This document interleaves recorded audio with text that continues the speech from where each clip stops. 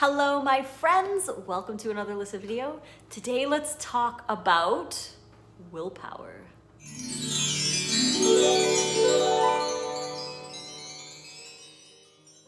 I get a lot of direct messages where people comment on my stories, on the salads, pictures, and everything. They say, wow, you must have amazing willpower. I don't have a lot of willpower when it comes to the term willpower. I don't believe that willpower really is a thing. I think that we don't lack willpower. There's other things in our lives that we lack, that we need to work on, that empower us to make proper decisions. We don't need this mystical, magical willpower, and we all have the power within us to make good choices when we do daily things that will help us make those good choices. The first thing is you don't lack willpower, you lack calories. It's so simple. It's like easier than having willpower is making sure that you eat enough. If you are under eating, if you're calorie restricting, if you're skipping meals, if you're fasting or anything like that, then it becomes really difficult to say no to all of those foods because the body just wants fuel. It just wants something to continue going on. So it's going to look for anything. When you're hungry, everything looks good. It's like rationale goes out the window when we are hungry. So we are just lacking calories. We don't lack willpower. We lack calories. So we have to eat. Make sure that you keep your gas tank full up, and that really helps avoid the cravings. Something that we wish we had is willpower. Instead, just eat, and it'll be so much easier to avoid making,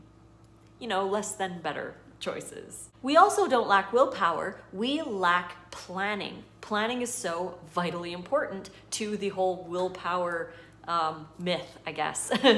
We need to plan our meals. We need to plan our meals so we get enough calories, and thus is the magical willpower. It's really easy to make decisions when you plan properly and you have the food available to you to eat whenever you feel hungry, to get those calories in and to avoid those cravings. So planning. We need to plan our days. We need to plan the food that we're gonna eat, the meals that we decide to have, so that we have those calories there to feed us, so we avoid making those other choices. So planning is incredibly important. We need to wake up in the morning and decide what we're going to have for the day. What are you gonna have for breakfast? What are you gonna have for lunch? What are you gonna have for dinner? If there's any ingredients that you need to pick up from the store, if you need to prep things beforehand in the morning, it takes literally a minute to do this first thing in the morning. And you just think it while you're taking your shower, while you're brushing your teeth. Think about what you're going to have and how you're going to execute that throughout the day. Planning leads to success. So if you want that willpower, just start planning. Food journaling is a great example. I recommend food journaling by planning your next day. So at night before you go to bed, plan out what you're gonna have for breakfast, lunch, and dinner. And then you can think about that in the morning while you're showering, like I said, and just really, really plan. Make sure that you have everything available so that you don't have to worry about trying to find a mystical willpower. We don't lack willpower, we lack focus. Focus and our reasons why. Focusing one day at a time is really going to help. If you have to, focus one meal at a time. Just focus on breakfast. Just focus one day at a time. Now, if you've been food journaling, then you will be planning ahead, making sure that you have an idea of what you want for breakfast, lunch, and dinner. This will keep you focused. We lack the focus, we lack our reasons. We want to go over our reasons why. Why are you doing this? Why is this important to you? You have to find those reasons and remind yourself every day, even when you feel like you're on top of the world, like nothing could ever break you. But also when you're feeling down and low and like, you're never gonna get to your goals and you have to eat that same salad again, you're just feeling really low, remind yourself why. In both situations, when you're feeling good and when you're feeling bad, remind yourself why. Focus on your reasons, and that will help with the willpower. You might also be eating too high fat. If you're eating too many fats, this can cause cravings and make it difficult to use your willpower. So by eating lower fat, and by lower fat, I mean between 5 and 20% of your total calories coming from fats. It's not a lot. We do need fats, we just don't need as much as we think we do. So by lowering your fat intake, that really helps. But if you lower your fat intake, you have to replace those calories with more abundance from fruits and vegetables. You want to replace that so that you're not craving more calories from dense sources. So eating huge portions of fruits and vegetables is a really good idea.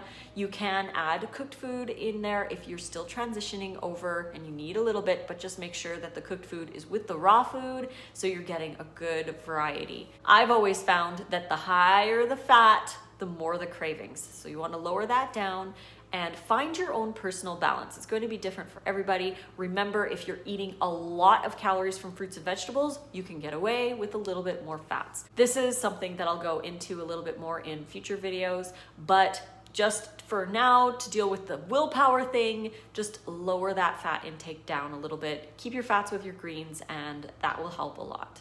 And finally, we don't lack willpower. We just need to find a new reward. When we are having a craving and we don't have the willpower to say no, we have to use a different reward to make a different choice. So when you're having a craving for something like pizza, you crave the convenience, the taste, the comfort, the dopamine hit. You crave all of those things. And when somebody tells you to think of how you'll feel after the pizza, sure, we all know we're not going to feel good after eating that or donut or whatever. We know that, but that's not a reward. We want the reward, and no amount of how we're going to feel after is going to deter us if we are solid on wanting that reward. So we need to replace the reward. We got to change it with something different. So think of how you're going to feel if you choose something different. So if you're craving that pizza, think of how you'll feel if you choose a raw salad. If you actually made yourself a raw salad or a bowl of fruit or something different, think of how you'll feel after eating that. You'll feel amazing. You'll feel more hydrated. You won't feel guilty or regretful or self-loathing for some people. We won't feel those things. We want to feel good. And the biggest is pride in yourself.